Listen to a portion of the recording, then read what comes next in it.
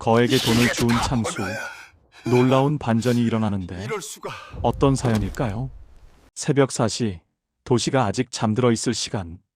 희미한 가로등 불빛 아래로 삐걱거리는 수레 소리가 골목을 깨운다. 창수는 오늘도 어김없이 낡은 수레를 끌고 거리로 나섰다. 70평생 굽어온 허리는 이제 펴지지도 않지만 그의 손놀림만큼은 여전히 정확하고 깔끔했다. 오늘은 날씨가 좀 풀렸네. 혼잣말을 중얼거리며 창수는 첫 번째 목적지인 아파트 재활용 수거함으로 향했다. 새벽 공기는 차갑지만 상쾌했다. 이 시간만큼은 아무도 자신을 쳐다보지 않는다. 폐지 줍는 영감쟁이라고 수군대는 시선도, 지나가라며 손살에 치는 상인들도 없다.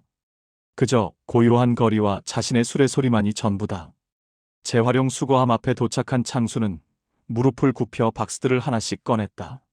젖은 것은 따로, 마른 것은 따로.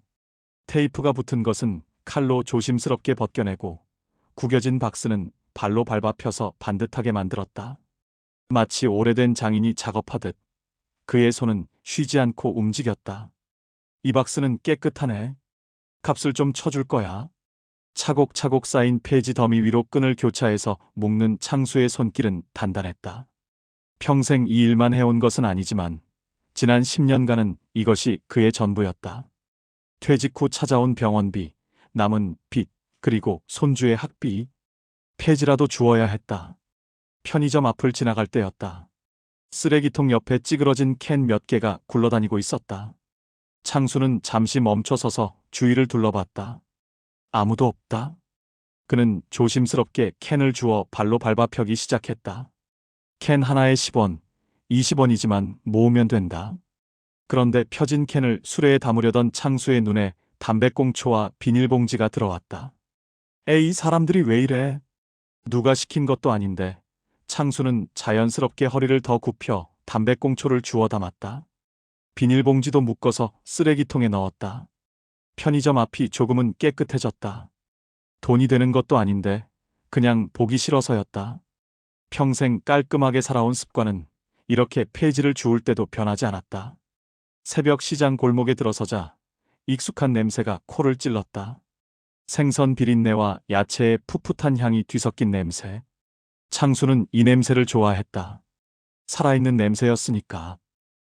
창수 씨. 오늘도 일찍 나왔네. 생선 가게 아주머니가 손을 흔들었다. 창수는 허리를 숙여 인사했다. 안녕하세요, 사장님. 오늘 생선 많이 파세요. 그래야지. 자, 이거 좀 마셔. 아침에 추울 텐데. 아주머니가 따뜻한 커피캔을 건넸다. 자판기 커피였지만 창수에게는 그 무엇보다 고마운 선물이었다. 고맙습니다. 정말 고맙습니다. 창수는 두 손으로 커피를 받아들고 또 한 번 깊이 인사했다. 너무 과한 것 아니냐고 아주머니가 웃었지만 창수는 늘 이랬다. 받은 만큼 고마움을 표현하는 것. 그것이 그가 지켜온 마지막 자존심이었다. 수레를 끌고 다시 길을 나섰다. 골목 어귀를 돌아 주택으로 접어드는 길. 창수의 셔츠는 낡았지만 깨끗하게 다려져 있었다. 어젯밤 집에 돌아가 손수 다린 것이다. 폐지를 줍더라도 남루해 보이고 싶지 않았다. 깃을 세우고 단추를 끝까지 채우고 벨트로 바지를 단정하게 고정했다. 굽은 허리 때문에 시선은 늘 바닥을 향했지만 창수는 가끔씩 고개를 들려고 애썼다. 그러다 담장 너머로 피어난 빨간 동백꽃이 눈에 들어왔다. 벌써 동백이 피었네. 창수는 잠시 수레를 멈추고 숨을 고르며 꽃을 바라봤다. 추운 겨울 끝에 피어나는 동백. 자신처럼 단단하고 외로운 꽃. 그 붉은색이 유난히 선명하게 느껴지는 아침이었다. 다시 수레를 끌었다. 바퀴가 돌아가는 소리, 골목을 지나는 바람 소리, 그리고 멀리서 들려오는 새벽 첫 차의 엔진 소리. 창수의 하루는 이렇게 시작되었다. 구부러진 길 위에서 묵묵히 그리고 단단하게. 오전 9시가 넘어가자 거리는 이미 사람들로 붐볐다. 창수는 평소보다 조금 늦은 시간 대형마트 뒤편 쓰레기 집화장으로 향했다. 이곳은 폐지가 많이 나오는 곳이었다. 특히 주말이 지나면 박스들이 산처럼 쌓였다. 오늘은 좀 많네. 집화장 문을 열자 예상대로 박스 더미가 가득했다. 창수는 익숙한 손놀림으로 박스를 분류하기 시작했다. 큰 것부터 작은 것까지 깨끗한 것과 젖은 것을 구분했다. 그런데 젖은 박스 더미 사이에서 뭔가 이질적인 것이 눈에 들어왔다. 가죽 가방이었다. 낡았지만 한때는 고급스러웠을 갈색 서류 가방. 이런 곳에 왜 가방이 버려져 있을까? 창수는 조심스럽게 가방을 집어들었다. 생각보다 무게가 있었다. 혹시 누가 실수로 버린 건 아닐까? 안에 뭐가 들었나? 창수는 주위를 둘러봤다. 아무도 없었다. 떨리는 손으로 가방의 지퍼를 열었다. 그 순간 창수의 눈이 커졌다. 5만 원권 지폐 뭉치였다. 대충 세어봐도 수백만 원은 되어 보였다. 창수의 심장이 빠르게 뛰기 시작했다. 손이 떨렸다. 이런 돈을 본 지가 얼마만인가? 아니, 평생 이렇게 많은 현금을 한 번에 본 적이 있었던가? 가방 안을 더 살펴보니 돈 위에 작은 사진 한 장이 놓여 있었다. 78살쯤 되어 보이는 여자아이였다. 환하게 웃고 있는 아이의 사진. 그 옆에는 낡은 수첩이 있었다. 창수는 떨리는 손으로 수첩을 펼쳤다. 빼곡하게 적힌 글씨들. 병원 이름, 날짜, 금액들이 빼곡했다. 그리고 마지막 장에는 눈물 자국이 번진 글씨가 있었다. 지수야, 아빠가 꼭 살릴게. 이 돈으로 꼭 수술 받자. 미안해, 미안해. 창수의 손이 멈췄다. 이건 버린 게 아니었다. 잃어버린 것이었다. 아니, 어쩌면 너무 절박해서 정신없이 버린 쓰레기 사이에 실수로 섞여 들어간 것일 수도 있었다. 누군가의 마지막 희망이 이 낡은 가방 안에 들어 있었다. 창수는 다시 돈뭉치를 바라봤다. 거칠고 갈라진 자신의 손이 그 깨끗한 지폐 위로 천천히 움직였다. 만지려다가 멈췄다. 다시 뻗었다가 또 멈췄다. 이 돈이면 병원비, 밀린 관리비, 손주 가방, 겨울 내내 참아온 보일러 수리비. 머릿속으로 순식간에 계산이 끝났다. 이 돈이면 당장 급한 것들을 다 해결할 수 있었다. 아무도 모른다. 여기엔 CCTV도 없다. 쓰레기장에서 주운 거라고 하면 그만이다. 창수의 손이 떨렸다. 하지만 그 손은 결국 돈을 집지 못했다. 대신 다시 사진을 바라봤다. 웃고 있는 아이. 그 아이의 아빠가 쓴 절박한 글씨. 아빠가 꼭 살릴게. 이걸 가져가면 저 아이는. 창수는 눈을 감았다. 자신의 손주 얼굴이 떠올랐다. 만약 자신의 손주가 아프고 자신이 마지막 희망으로 모은 돈을 잃어버렸다면 그 절망이 어떨지 알 것 같았다. 깊은 한숨을 내쉬고 창수는 가방을 꼭 안았다. 지퍼를 다시 닫았다. 파출소에 가져가야지. 주인이 찾으러 올 거야. 결정은 했지만 몸이 쉽게 움직이지 않았다. 창수는 가방을 품에 안은 채 한참을 그 자리에 서 있었다.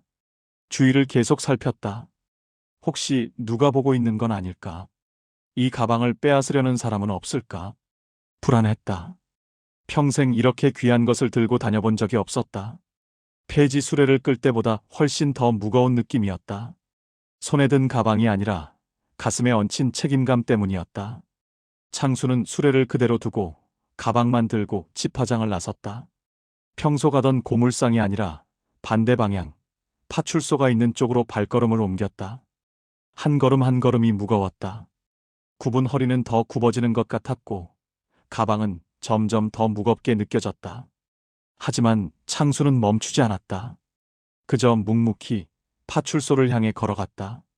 파출소까지는 걸어서 20분 거리였다.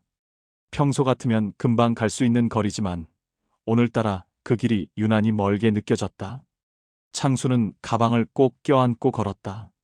가슴팍에 안긴 가방이 자꾸만 미끄러질 것 같아 손에 힘을 주었다. 파출소? 파출소만 가면 돼. 중얼거리며 걷는데 앞에 오르막길이 나타났다. 평소에도 힘든 구간이었다. 수레를 끌 때마다 숨이 찼던 곳. 하지만 오늘은 수레도 없는데 더 힘들었다. 가방 하나가 이렇게 무거울 수가 없었다. 실제 무게가 아니었다. 그 안에 든 것의 의미가 무거웠다. 누군가의 절박함, 아이의 생명, 한 가족의 마지막 희망. 그 모든 것이 이 낡은 가죽 가방 안에 들어 있었다. 하아, 하아. 거친 숨을 내쉬며 오르막을 오르는데 뒤에서 누군가 다가오는 발소리가 들렸다. 창수는 화들짝 놀라 뒤를 돌아봤다. 배달원이었다. 오토바이를 끌고 지나가는 젊은 청년. 창수와 눈이 마주치자 청년이 고개를 끄덕였다. 안녕하세요. 아, 네.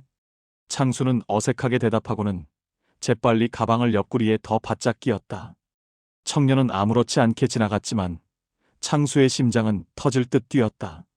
설마 저 사람이 가방을 노리는 건 아니겠지? 말도 안 되는 생각이었다. 하지만 자꾸만 의심이 들었다. 지나가는 사람들 모두가 자신의 가방을 쳐다보는 것 같았다. 편의점 앞을 지날 때도, 횡단보도를 건널 때도 계속 뒤를 돌아봤다. 골목길로 접어들었다. 큰 길보다는 골목이 안전할 것 같았다. 사람이 적으니까. 하지만 골목은 골목대로 음산했다. 왜 이렇게 겁이 나지? 평생 정직하게 살아온 사람이었다. 남의 것에 손을 댄 적도 없고 거짓말을 한 적도 없었다. 그런데 지금은 마치 도둑이라도 된 것처럼 가슴이 두근거렸다. 아니, 어쩌면 진짜 도둑질을 하고 싶은 마음이 들었기 때문인지도 몰랐다. 그 돈을 보는 순간 분명히 마음이 흔들렸다. 가져가고 싶었다. 아무도 모르게. 이게 뭐라고? 내 마음을 이렇게 흔드나. 창수는 담벼락에 기대어 섰다. 숨을 고르고 싶었다. 아니, 마음을 고르고 싶었다. 가방을 내려다보니 낡은 가죽이 햇빛에 반짝였다. 다시 수첩 속 글귀가 떠올랐다. 지수야, 아빠가 꼭 살릴게. 그래, 이건 내 돈이 아니야. 저 아이 거야. 창수는 가방을 다시 꼭 껴안고 일어섰다. 파출소는 이제 저기 모퉁이만 돌면 보일 거리였다. 그런데 그 마지막 모퉁이를 돌기가 이렇게 어려울 줄 몰랐다. 발이 떨어지지 않았다. 파출소에 가방을 맡기면 끝이었다. 더 이상 돌이킬 수 없었다. 그냥 조금만 가져가면 안 될까? 딱 병원비만. 나머지는 다 돌려주고. 악마 같은 생각이 스쳤다. 창수는 고개를 세게 저었다. 안 돼. 그건 도둑질이야. 스스로를 다독이며 한 걸음을 내디뎠다. 그리고 또 한 걸음. 모퉁이를 돌자 파출소 건물이 보였다. 파란색 간판, 유리문, 그리고 안에 보이는 책상과 의자.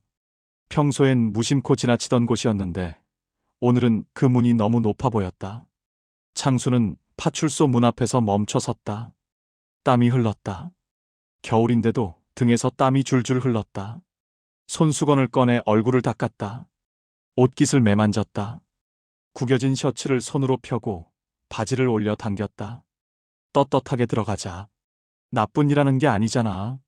하지만 가슴은 여전히 두근거렸다. 마지막으로 한 번 더 가방을 내려다봤다. 그 안에 든 수백만 원. 자신의 1년치 폐지값보다 많은 돈. 지수야, 내 아빠가 꼭 찾아갈 거야. 창수는 깊게 숨을 들이마셨다. 그리고 파출소 문을 밀었다. 삑, 문이 열리는 소리와 함께 안에서 찬 공기가 흘러나왔다. 젊은 경찰관이 책상에 앉아 서류를 보고 있었다. 창수가 들어서자 고개를 들었다. 어르신, 무슨 일이세요? 이걸 주웠는데요. 창수는 떨리는 손으로 가방을 책상 위에 올려놓았다. 그 순간 비로소 어깨에 짐이 내려가는 것 같았다. 가슴에 꽉 차있던 무게가 조금씩 빠져나갔다.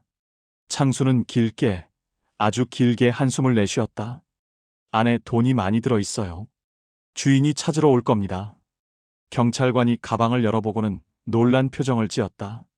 창수를 다시 쳐다봤다. 믿기지 않는다는 표정이었다. 어르신, 이거 정말 주우신 거예요? 네. 쓰레기집 화장에서요. 대단하십니다. 요즘 이런 분 보기 힘든데.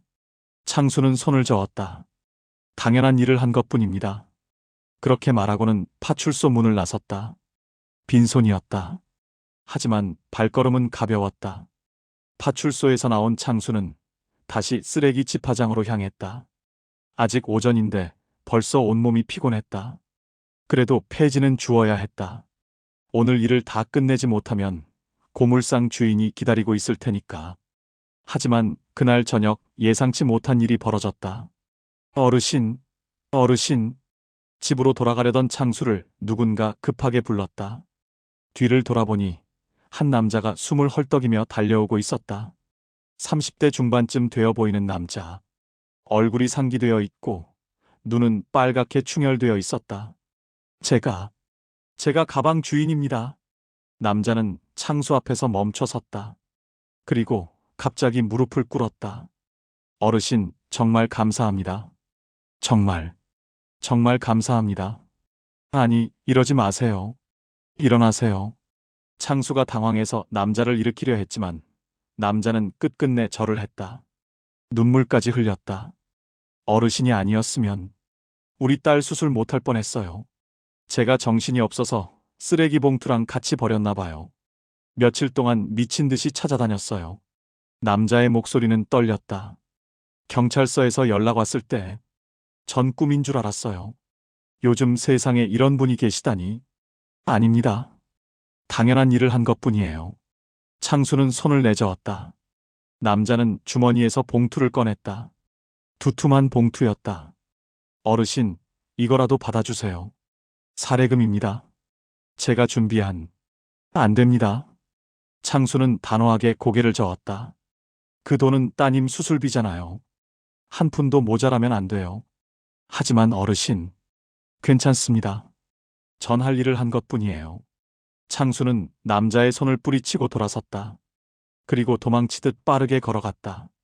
뒤에서 남자가 어르신 하고 불렀지만 돌아보지 않았다. 집으로 돌아온 창수는 그날 밤 잠을 이루지 못했다. 남자의 눈물이 자꾸 떠올랐다. 그 절박함과 감사함. 그리고 자신이 거절한 사례금. 조금이라도 받을 걸 그랬나? 아니, 그러면 안 된다. 창수는 고개를 저었다. 돈을 받는 순간 그건 선행이 아니라 거래가 되어버린다. 며칠이 지났다. 어느 날 아침 평소처럼 폐지를 주우러 나갔는데 동네 어귀 게시판에 낯선 종이가 붙어 있었다. 우리 동네 숨은 영웅을 찾습니다. 제목부터 이상했다. 창수는 가까이 다가가 글을 읽었다. 지난주 쓰레기 집화장에서 거액의 현금이 든 가방을 주워 파출소에 신고해 주신 어르신을 찾습니다. 덕분에 딸아이의 수술을 무사히 마쳤습니다. 다시 한번 감사드립니다. 아래에는 창수의 뒷모습 사진이 흐릿하게 인쇄되어 있었다. 파출소 CCTV에서 캡처한 것 같았다. 이런 걸 왜 붙여놨어? 창수는 민망해서 주위를 둘러봤다. 다행히 아직 아무도 없었다. 그는 황급히 자리를 떠났다. 하지만 소문은 이미 퍼지고 있었다. 며칠 후 구청에서 직원이 찾아왔다. 창수 어르신이시죠? 네, 그런데요. 제가 구청 복지과에서 나왔습니다. 어르신께 제안 드릴 게 있어서요. 젊은 여직원은 공손하게 말했다. 저희가 어린이 안전 지키리 프로그램을 운영하고 있는데요. 어르신 같은 분이 필요합니다. 아이들 등하교 시간에 횡단보도에서 교통안전을 도와주시는 일입니다. 저요? 창수는 어리둥절했다. 네. 급여도 나오고 정식 자원봉사자로 등록됩니다. 명찰도 드리고요. 여직원은 미소 지었다. 어르신 같은 분이라면 아이들도 안심하고 따를 것 같아서요. 어떠세요? 창수는 잠시 말을 잇지 못했다. 폐지 줍는 일 말고 다른 일을 해본 지가 얼마만인가. 아니, 누군가에게 필요한 사람이라고 인정받은 게 얼마만인가. 제가 할 수 있을까요? 물론이죠. 어르신이라면 충분하십니다. 그날 이후로 동네 분위기가 조금씩 달라졌다. 길에서 마주치는 사람들이 먼저 인사를 건넸다. 슈퍼 아주머니는 어르신, 대단하시네요 하며 엄지를 치켜 세웠다. 심지어 옆집에 사는 남자도 달라졌다. 평소에는 창수를 폐지 줍는 영감이라고 무시하던 사람이었다. 엘리베이터에서 마주쳐도 외면하고 때로는 코웃음을 치기도 했다. 그런데 어느 날 아침 그 남자가 먼저 말을 걸었다. 창수 어르신, 어르신. 그 단어가 창수의 귀에 낯설게 들렸다. 네. 제가 그동안 신뢰가 많았습니다. 어르신 소식 들었어요. 정말 대단하십니다. 남자는 고개를 숙였다. 창수는 멍하니 서 있었다. 평생 영감, 노인네, 저기요로 불렸던 사람이었다. 이름조차 제대로 불리지 않았다. 그런데 어르신이라니. 그날 저녁 창수는 거울을 들여다봤다. 주름진 얼굴, 굽은 허리, 거친 손. 변한 건 없었다. 하지만 뭔가 달라 보였다. 구청에서 받은 노란색 조끼와 명찰이 탁자 위에 놓여 있었다. 명찰에는 이렇게 적혀 있었다. 어린이 안전지킴이 마이너스 박창수. 창수는 명찰을 가슴에 달아봤다. 거울 속 자신이 조금은 당당해 보였다. 잃어버렸던 이름을 되찾은 기분이었다. 첫 출근 날 창수는 새벽부터 잠을 설쳤다. 평생 폐지를 주우며 구부정한 자세로 살아왔는데 이제는 아이들 앞에 서야 한다는 게 떨렸다. 노란 조끼를 입고 거울을 봤다. 낡은 셔츠 위에 입은 조끼가 유난히 밝아 보였다. 가슴에 명찰을 만져봤다. 어린이 안전지킴이 박창수. 할 수 있어. 잘할 수 있어. 스스로를 다독이며 집을 나섰다. 학교 앞 횡단보도까지는 걸어서 10분 거리였다. 예전에 폐지를 주우러 다니던 바로 그 길이었다. 하지만 오늘은 수레 대신 깃발을 들었다. 오전 7시 30분 아이들이 하나둘 나타나기 시작했다. 안녕하세요. 먼저 인사하는 아이도 있었고 멍하니 창수를 쳐다보는 아이도 있었다. 창수는 어색하게 손을 들어 인사했다. 안녕, 조심해서 건너가렴. 처음엔 서먹했다. 아이들도 낯선 할아버지를 경계했다. 하지만 며칠이 지나자 분위기가 달라졌다. 할아버지, 안녕하세요. 한 여자아이가 환하게 웃으며 손을 흔들었다. 창수는 얼떨결에 손을 흔들어 답했다. 그래, 안녕. 할아버지, 오늘도 여기 계세요? 그럼 너희들 안전하게 건너가야지. 아이가 활짝 웃으며 손을 들었다. 하이파이브를 하자는 뜻이었다. 창수는 조심스럽게 손바닥을 마주쳤다. 짝! 소리가 경쾌했다. 아이는 깔깔 웃으며 횡단보도를 건넸다. 그 모습을 보며 창수의 얼굴에도 미소가 번졌다. 언제 마지막으로 이렇게 웃어봤을까? 시간이 지나면서 아이들은 창수에게 익숙해졌다. 매일 아침 할아버지를 외치며 달려오는 아이들. 하이파이브를 하고 가끔은 학교에서 있었던 일을 이야기하는 아이들. 할아버지, 저 오늘 시험 100점 맞았어요. 오, 그래. 대단한데. 할아버지, 저 오늘 생일이에요. 그래. 생일 축하한다. 창수는 아이들 한 명 한 명의 얼굴을 기억하려고 애썼다. 이름은 몰라도 얼굴만큼은 외우고 싶었다. 어느 날 오후 학교 시간이었다. 창수는 평소처럼 깃발을 들고 횡단보도 앞에 서 있었다. 그런데 저 멀리서 익숙한 얼굴이 보였다. 가방을 잃어버렸던 그 남자였다. 그리고 그 옆에는 작은 여자아이가 손을 잡고 걸어오고 있었다. 어르신, 남자가 손을 흔들었다. 창수는 깜짝 놀라 서 있었다. 어르신, 정말 찾기 힘들었어요. 동네 분들께 여쭤봐서 겨우 찾았습니다. 남자는 아이를 앞으로 데려왔다. 지수야, 인사드려. 이분이 아빠 말씀드렸던 은인이셔. 안녕하세요, 할아버지. 아이는 환하게 웃었다. 사진에서 봤던 바로 그 미소였다. 건강해 보였다. 수술이 잘 된 모양이었다. 어르신, 딸의 수술 잘 끝났어요. 이제 완전히 나았대요. 다 어르신 덕분입니다. 남자는 과일 상자를 내밀었다. 이것밖에 못 가져와서 죄송합니다. 꼭 받아주세요. 창수는 난처했다. 거절하려고 했지만 아이의 맑은 눈이 자신을 바라보고 있었다. 할아버지, 받아주세요. 아빠가 준비한 거예요. 그래. 고맙구나.